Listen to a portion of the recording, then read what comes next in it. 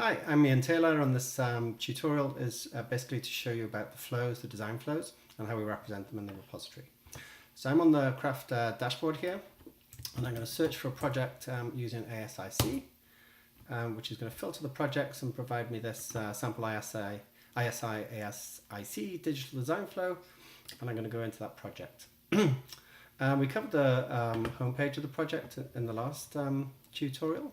But this craft menu here is where you'll find the flow, specific information, and also the collaborative tools around the flows that you're developing. So if we go into that menu, there are two basically main views. There's an IP view or there's a flow view, and there's also a discussion forum. On this, we're going to focus on the flows. To upload a flow, you would need to talk to ISI, and they will help you convert your flow into a file which is written in JSON format. And once you have that, you can upload it using this button here and select some flow from your desktop and upload it. Once it's uploaded into the repository, you'll have different views of the flow.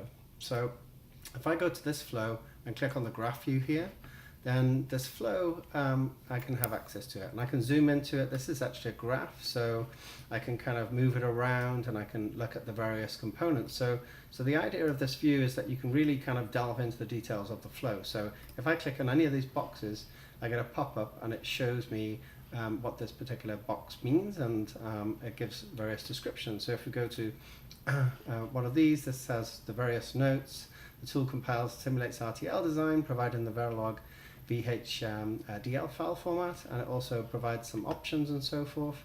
And you can just you can remove those, and you can just kind of go around the various parts of the flow, click on it and learn about the flow and learn out what each of the tools do and how they relate to each other. And you can also switch on all of the control flows, which show basically the complexity of all of the different connections in the flow. So this flow here has multiple levels, as you can see. So there's 1, 2, 3, 4, 5, 6, 7, 8 levels here. And if you want to look at that in kind of a different format, a format maybe that you're more familiar looking at these in, we've implemented a table view. So if you click on the table view, you can see the various stages here in the flow, stages 1 through 8. And you can click on each of those stages, and it will show you basically, as a standard spreadsheet, it will show you the different layers, or the different stages rather, in detail. So here we can kind of go through here and look at what all of these different things mean. And just click the buttons on the top to go through the different stages. The other thing you can do with flows, every time you update a flow, so if you edited it and uploaded a new flow, all of the different versions are recorded in the repository. So if I click the time machine here, this flow has 3 versions, revision 1, 2, and 3. So let me go to the graph view and go to revision 1. So if I click revision 1, it reloads that older version from the repository.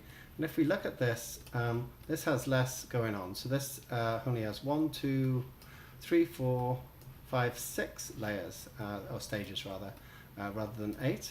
And if we look at version 2 of this flow, then this has 1, 2, 3, 4, 5, 6, 7 layers, and then version 3 has the full 8 layers. So you've got a full history, and that is never deleted from the repository, so you have a full history of the flows as you're designing them, and you know what has changed at each particular aspect of the flow. Thank you.